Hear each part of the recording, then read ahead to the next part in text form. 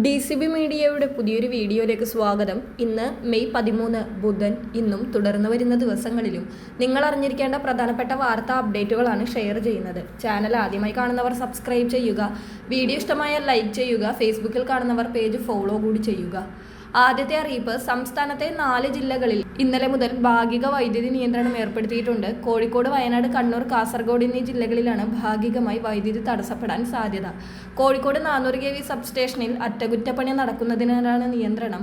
Power grid കോർപ്പറേഷന്റെ Kozhikode 400 kV സബ്സ്റ്റേഷന്റെ 220 kV ബുഷിംഗിൽ തകരാറ് സംഭവിച്ചതിനാൽ അടിയന്തര അറ്റകുറ്റപ്പണികൾ നടത്തുന്നതിനാലാണ് നിയന്ത്രണം. ഇന്നു മുതൽ 7 ദിവസത്തേക്ക് വൈദ്യുതി തടസ്സം നേരിടുമെന്ന് KSEB അറിയിച്ചു.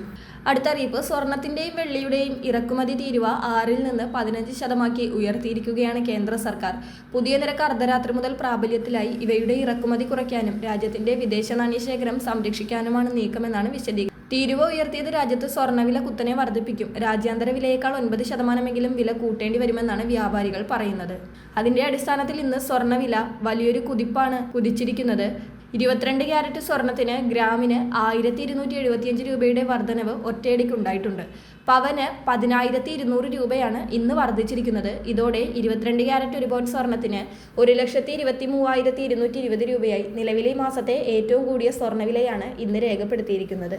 അടുത്ത അറിയിപ്പ്, PM കിസാൻ സമ്മാൻ നിധി ഗുണഭോക്താക്കൾക്കും കൃഷിഭൂമിയുള്ള മറ്റ് കർഷകർക്കും അഗ്രിസ്റ്റാക്ക് ഫാർമേഴ്സ് ID സർക്കാർ നിർബന്ധമാക്കുകയാണ്. കാർഷിക സംബന്ധമായ ആനുകൂല്യങ്ങൾ ലഭിക്കുന്നതിനുള്ള പ്രധാന മാനദണ്ഡമായി മാറുന്ന ഈ ID കിസാൻ ക്രെഡിറ്റ് കാർഡ് വഴി കുറഞ്ഞ പലിശയിൽ വായ്പ എടുക്കുന്നവർക്കും സബ്സിഡി നിരക്കിൽ വളങ്ങൾ ലഭിക്കുന്നതിനും കാർഷിക ഇൻഷുറൻസ് ആനുകൂല്യങ്ങൾക്കും അനിവാര്യമാണ്. കാർഷിക ഉപകരണങ്ങൾ വാങ്ങുന്നതിനുള്ള സബ്സിഡികൾക്കും സ്വർണ്ണപ്പണയ വായ്പകൾക്കും അപേക്ഷയോടൊപ്പം ഈ കർഷക രജിസ്ട്രേഷൻ ID നമ്പർ സമർപ്പിക്കേണ്ടതുണ്ട്. മുൻപ് കൃഷിഭവനുകൾ വഴി ആരംഭിച്ച ഈ നടപടിക്രമങ്ങൾ ഇപ്പോൾ അക്ഷയ കേന്ദ്രങ്ങളിലൂടെയും CSC സെന്ററുകളിലൂടെയും വീണ്ടും ഊർജിതമായിരിക്കുകയാണ്. രജിസ്ട്രേഷൻ പൂർത്തിയാക്കുന്നതോടെ കർഷകർക്ക് ലഭിക്കുന്ന പ്രത്യേക ID നമ്പർ വഴി അവരുടെ കൃഷിഭൂമി, കൃഷിരീതികൾ, ലഭിക്കുന്ന ആനുകൂല്യങ്ങൾ എന്നിവ കൃത്യമായി നിരീക്ഷിക്കാൻ സർക്കാരിന് സാധിക്കും. ഇതിന്റെ ഭാഗമായി കർഷകർക്ക് തിരിച്ചറിയൽ കാർഡുകളുടെ വിതരണം ചെയ്യുന്നതാണ്. അടുത്ത ദിവസം മുതൽ ജനസേവാ കേന്ദ്രങ്ങൾ വഴി രജിസ്ട്രേഷൻ ആരംഭിക്കും. ആധാർ കാർഡ് ഉപയോഗിച്ചുള്ള OTP അധിഷ്ഠിത വെരിഫിക്കേഷൻ ഉള്ളതിനാൽ ആധാറുമായി ലിങ്ക് ചെയ്ത മൊബൈൽ ഫോൺ കയ്യിൽ കരുതണം. ആധാർ, കൃഷിഭൂമിയുടെ നികുതിയടച്ച രസീത്, ഭൂമിയുടെ പകർപ്പുകൾ എന്നിവയാണ് രജിസ്ട്രേഷന് വേണ്ട പ്രധാന രേഖകൾ. അവസാന തീയതി പ്രഖ്യാപിച്ചിട്ടില്ലെങ്കിൽ PM കിസാൻ ഉൾപ്പെടെയുള്ള ആനുകൂല്യങ്ങൾ തടസ്സമില്ലാതെ ലഭിക്കാൻ കർഷകർ എത്രയും വേഗം ഈ നടപടിക്രമങ്ങൾ പൂർത്തിയാക്കുക.